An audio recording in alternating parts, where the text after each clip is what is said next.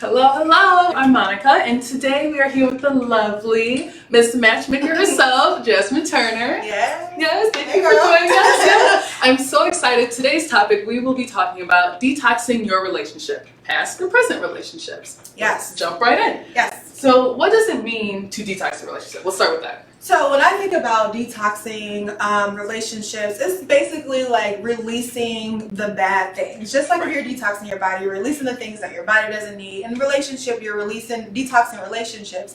You're releasing yourself from those experiences that are preventing you from having future or current healthy relationships, right? So even if that's with someone you're currently in a relationship with, if you want to detox from some of those bad experiences so that you guys can have a healthy relationship moving forward, then you can detox. Or if you're like a lot of women, specifically my clients, who have had bad relationships in the past and you want to detox from those relationships because you want to be prepared to create new relationships, then you need to detox from those past relationships. A fresh new start. Fresh new start. Right, and you can't do that when you're bringing on the baggage from old relationships. Right? Exactly. Gotcha. Yeah. So I guess we'll start maybe past relationships and then we'll talk about the present relationships. For sure. So the past. Okay. What's something we can do to detox from that? Okay, so the first thing that you want to do is leave it in the past. Right. So to detox from past relationships is first you have to, one, let go of the anger. Right? And that's hard to do. It's really hard to do. Like,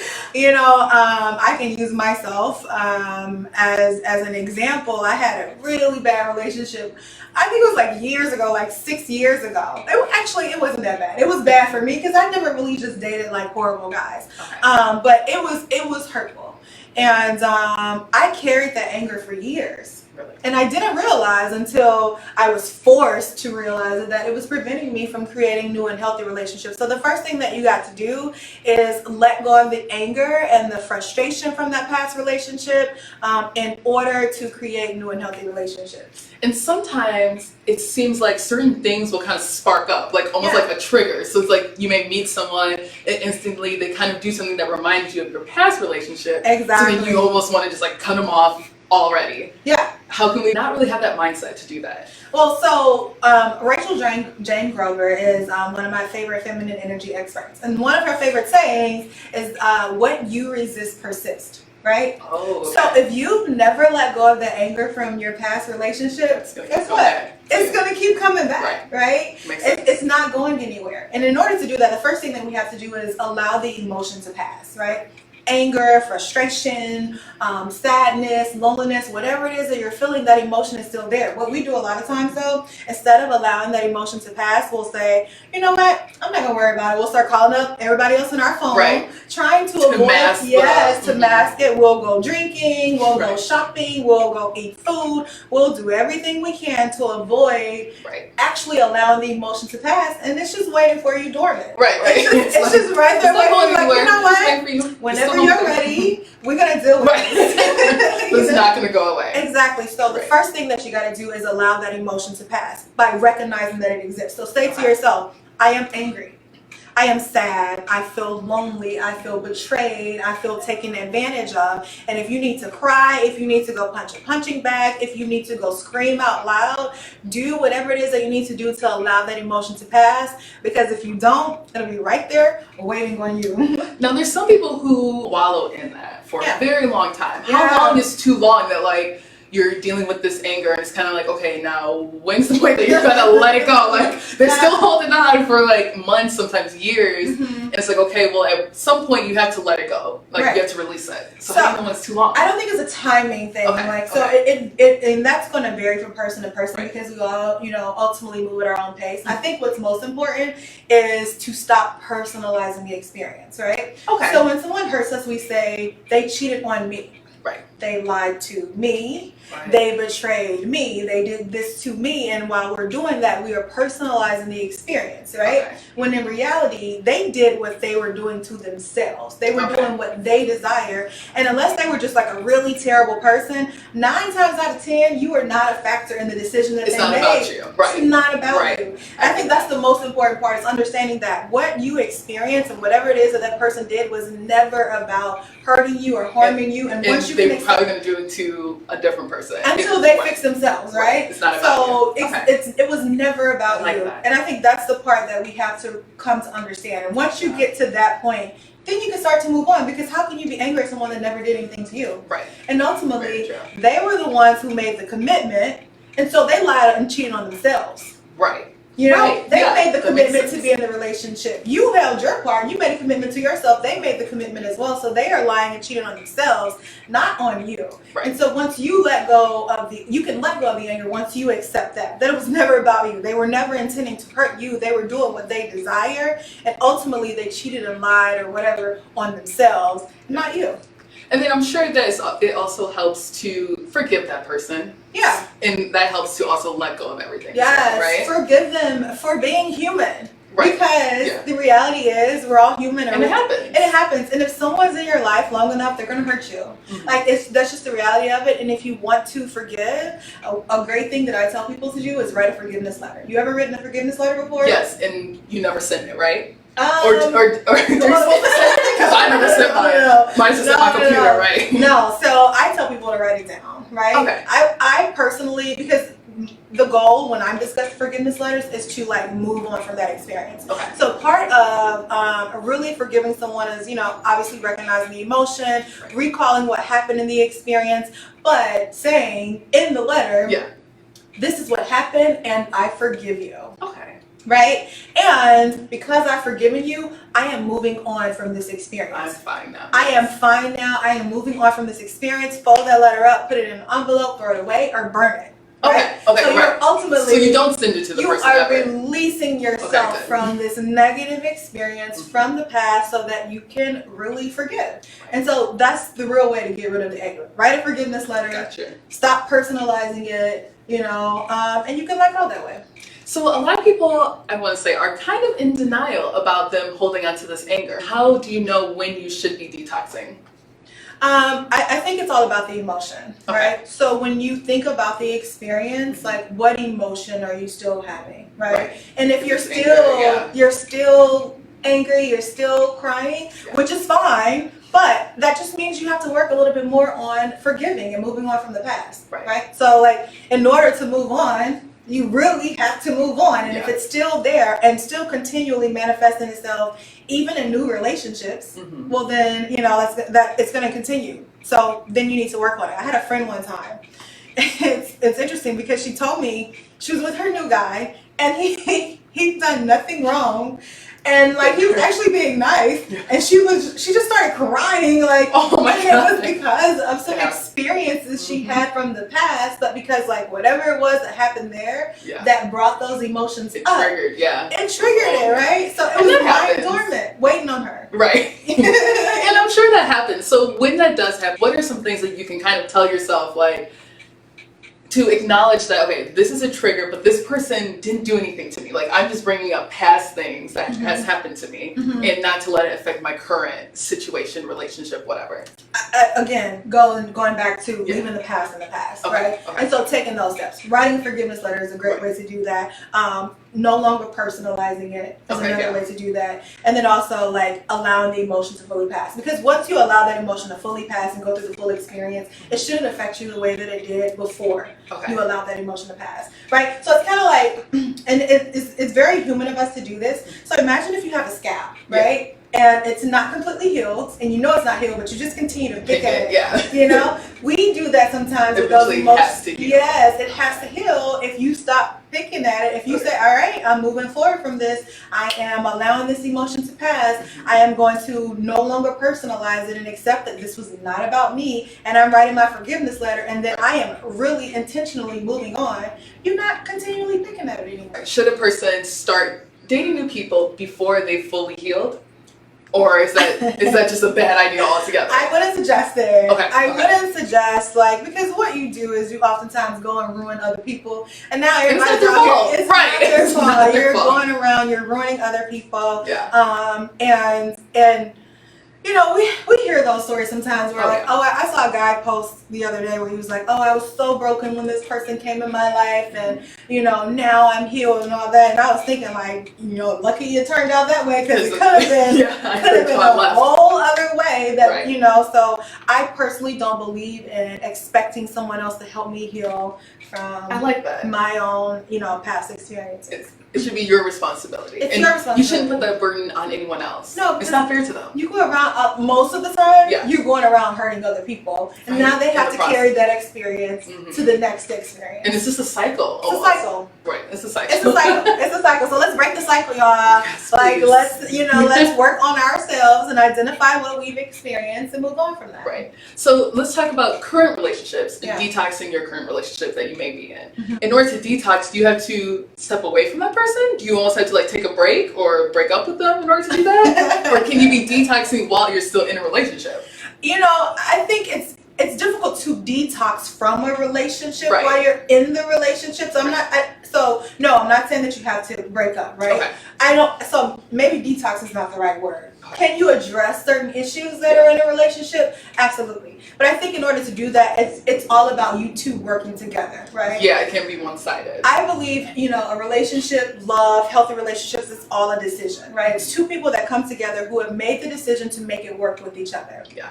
Okay, so once both of you have decided we have a problem, Houston, we have a problem, let's work on this, then you can, you know, ultimately work on that. But it has to be done together. Okay. If you're going to move forward. Now, that doesn't mean that, you know, that doesn't mean that whatever I have to work on, it takes my man to work on that with me. Like, I can work on the issues that I have individually myself, but he needs to be aware of that, and he needs to be aware of what I'm working on. Now, what if the issues aren't so much about yourself, but they're kind of about the other person? Okay. So then you guys have to work together on that. And it would vary on whatever the issue is, but like there has to be a decision that, one, recognizing that you have a problem, right? So it's not just an emotion, right? Because like you're still in this relationship. And so it's not as easy as saying, okay, I'm going to recognize the emotion and I'm going to forgive and move on if the problem is still there. Right? So if this person, if you're in a relationship and, you know, they didn't hold their word on something, or, you know, they cheated, right? You can't just say like, oh, I am angry and, you know, now I'm going to move on from this because like, have you addressed the cheating? You know, we can talk about that, right? So I think it's different when you're in an actual relationship. You got to first deal with the problem, and then you can go and work on the emotions and and how you felt because of the problem. And sometimes that requires individual work. Sometimes it requires working together. Of course. I've seen one person have an issue in the relationship and the other person's like, our relationship's fine. Yeah. How can you address that without it becoming an argument, without, you know, you guys breaking up in the end, like you're trying to keep it going, you know? Yes, it also goes back to the decision again. Yeah. Right? Once you two have decided that you're going to work on the relationship together, that means the other person also has to decide. The other person has to also decide that they're going to work on it. And that doesn't mean that you always understand it. Right? Okay. So I could technically find something wrong in my relationship, and the person that I'm with may not understand what I find wrong, but because he's committed and has made the decision to make the relationship work, he's going to work on this with me. He'll put in the effort. He'll put in the effort to work on it. Yeah, because you can't have a relationship and one person's having a problem and like the other person's like, well, you know what, I'm good, so figure it out. Figure it out. Like, you know, it's about a decision. Like, are you committed to taking this relationship to the next level? And that comes down to like either you're going to work on it or not, even if you don't understand. Right. I think we get confused and start to believe that we should always understand what's going on with the other person. You don't always have to.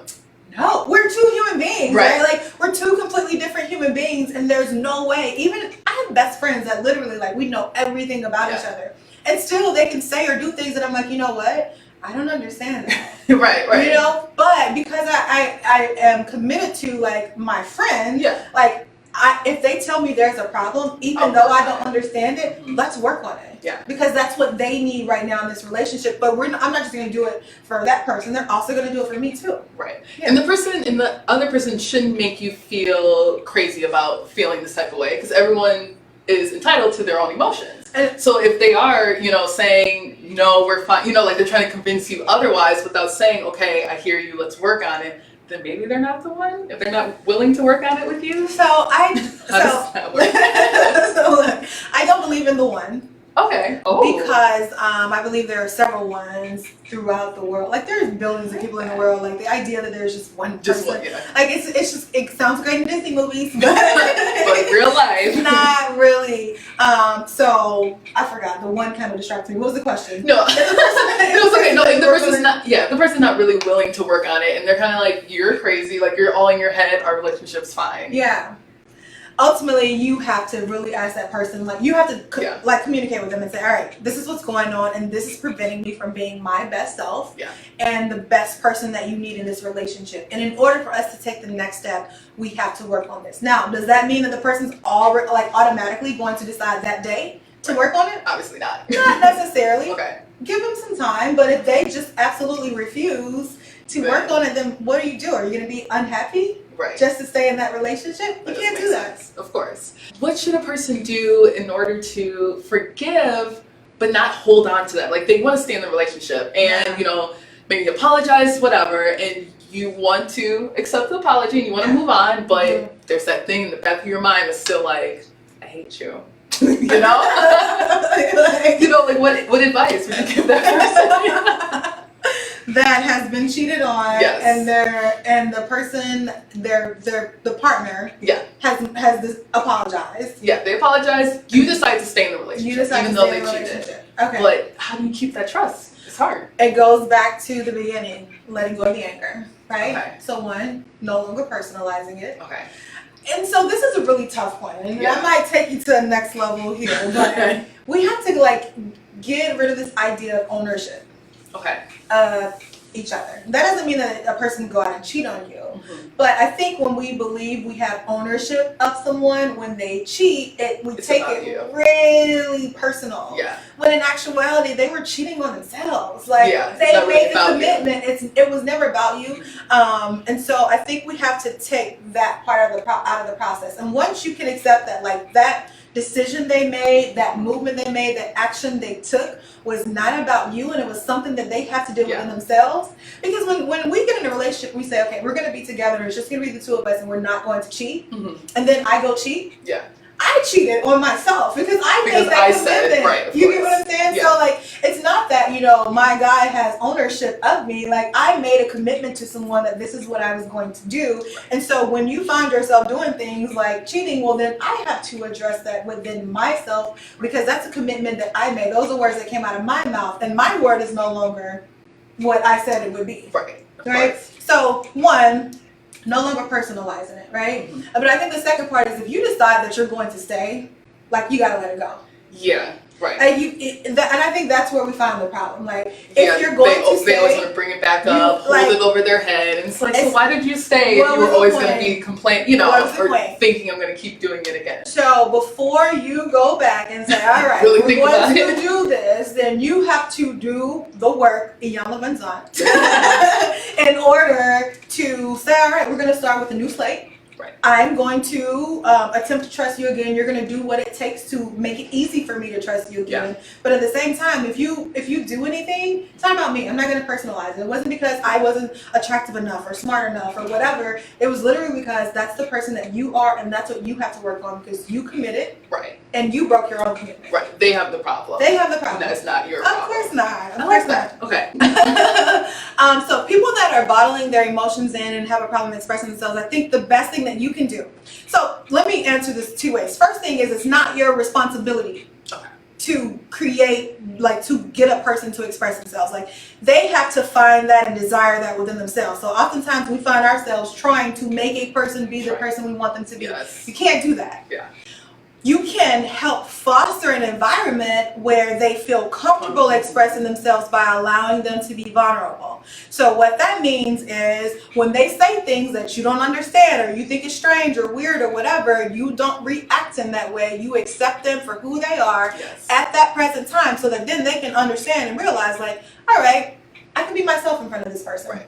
A lot of times when we find men specifically who have a hard time expressing their emotions, it's because they've never been allowed to express their emotions, or when they did express their emotions, it was shunned. Yeah. Right? So we start this with little boys early in life. We tell them, like, boys don't cry. Right. Or boys aren't supposed to feel this way, or boys aren't supposed to do this, and when in reality, like, they're just human beings like everyone else. They should be able to, right? And so ultimately we have to learn to foster environments that allow men and women to feel comfortable, you know, being who they are. Right. And I think that's the only thing that you can do, is that when they are expressing themselves, you allow them to be whoever it is that they are, and you don't judge them, and then they'll be more comfortable. But you have to remember, that's not your responsibility. Like, you can't, they need to either go to a therapist or, you know, decide to work on it themselves. But like a regular person, it's not your job to get them to express themselves. The only thing you can do is make it easier when they do.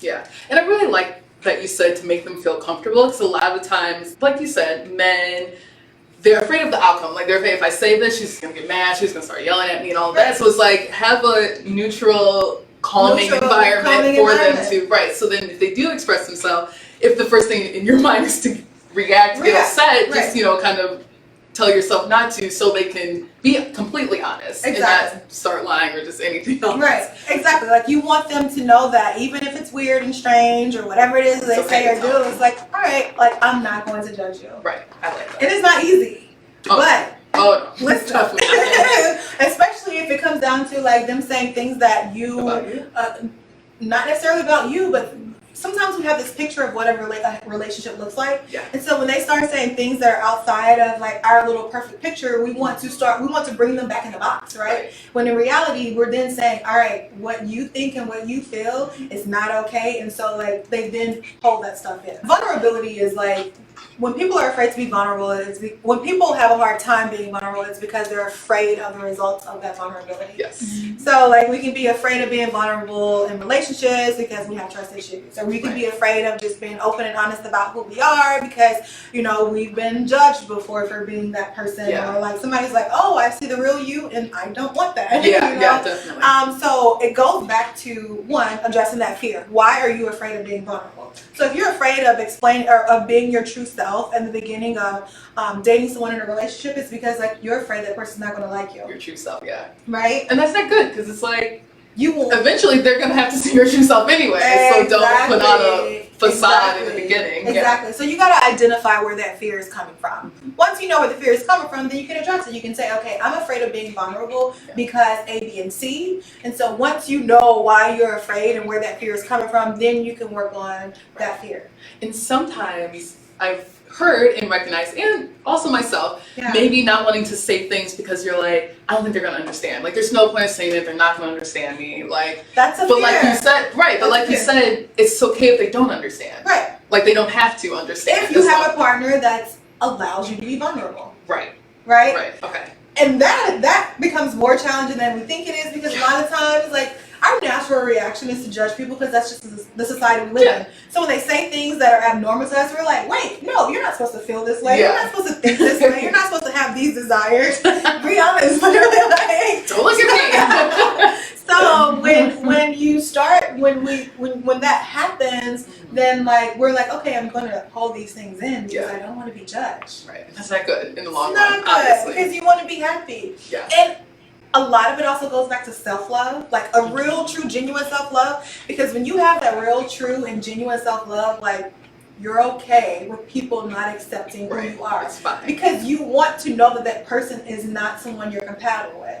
And so, like, me personally, I'm going to put it all out there up front. In the beginning. This is who I am. These are the things I'm working on, blah, blah, blah, blah, blah. Take me or leave me. I want you to be like, no, I can't handle that. Right. And then I'm like, okay, well, you know. And that saves time. It saves time. Because eventually it's going to have to come out, and sometimes you may be a year in, and you're like. Yeah, and you're like, oh, by the way, right. I am so different from everything I showed you the first 6 months. Like, no. Right. Be upfront. Be who you are, because your goal is to find the person you're compatible with, not to be the person that someone else wants you to be for a relationship. Yeah. You want to find the person you're compatible with. Of course. I think a lot of times, like, we want to find like a general brown band-aid that we can just put over every scab, but like one person's communication issues could be completely different from another person's. But have you two made the decision to make it work? Right? If you both have said, all right, we're going to do what it takes to make this work, and then you can have that conversation of, all right, here's what's going on. When we talk about communication, though, this is a really important part. Yeah. Know when you can have a conversation without all of the emotion and the attempt to hurt the other person. Right. Okay. All right. So what I do is I focus on what I'd like to accomplish in the conversation. Yes. Like what's the end goal? Before I have the conversation. Okay. Right? So when there's a problem, we're fussing and arguing about whatever, right? The first thing I think about is like, okay, what do I want to happen here? Right. Right? So then I say, all right, if I say this, is that going to lead to my ultimate goal of us like finding a common ground? I like this. So almost having like a pre-conversation of how like the web of how it would go. Exactly. Having that pre-conversation, because a lot of times we want to act out of emotion, like you did this and you said this and blah blah blah and blah blah blah. Argument, no one's listening and to no each one's other. listening, right? But instead, sometimes you got to pull back and you know what, and say, all right, I'm too emotional right now. I'm too much in my feelings right now. I can't have this conversation. I like that. But what I would like to happen at the end, this is a conversation I'm having with myself. What I like to happen at the end is that like we find a common ground and we get to back to the point of like being happy and excited again. Right. Right? Yeah. And if I go in there and say and tell him everything he's done wrong, that's not going to lead to that. Of course, because the person, if you're attacking someone, they're just going to get defensive. They're not really hearing what you're saying. Exactly. So, would you maybe advise, because I think I do this, and I've heard other couples do this as well. Yeah. If you have an issue, you kind of not right away talk about it, but you kind of just take a minute, how you said, kind of have the conversation, so it's not just all emotion. Exactly. So almost being like, can we talk about this in an hour? Like, just give me a second to cool down. Exactly. Right now, I'm hot, and I'm about to just start throwing jabs at you, and it's gonna be bad. Listen, nothing will get I'm the queen of jab throws. Listen to me. That's what you don't want. So it's best for me to just pull back. Yeah. You know, walk away. Hang up the phone, whatever it is that you need to do, you know, to say, all right, let me think about what I'd like to accomplish here. And once you identify like what you're really trying to accomplish, then you can say, okay, this is how we should have this conversation. But it takes two emotionally mature people to have that type of conversation. For sure. Otherwise, you're going to have a lot of finger pointing. Yeah. I think we have to be careful about expectations of another human being, right? So, how old are you? 26. 26. So I'm not 26, right? So I got a few more years on me than that. Quite a few more years, right? But what I've experienced in these 25 years of life, what I've experienced in my years of life have led me to address and react to things a unique way to me. Okay. What you've experienced in your years of life have led you to think, react, respond to things a way that's unique specifically to you. It's like our thumbprint, right? It's unique to us because that's what we've experienced in life. And so there's no way for me to have expectations for you in a friendship or even a relationship, right? Because I'm not you. Right. I can only expect you to do and be who you are and who you tell me you're going to be. Right. Right? And so I think that's the most important part, is to like be careful with expectations of another person, especially when they never told you this is who they're going to be. Because how I see love, life, relationships, how I react to the person blowing the horn at me out there is going to be completely different from you. So we have to limit our expectations of another human being that has lived on this earth and had all of these experiences that's completely different from what you've had. Of course. Yeah, it's not compromising my morals, it's not compromising my values, and it's not compromising my life goals. I want you to say it one more time. Your morals? Morals, values, life goals. Life goals. Okay. Yeah. So if it's not compromising those, if not hurting those, chill out a little bit. It's okay. Chill. Everything has to be argued. Right. I like that. Okay, definitely.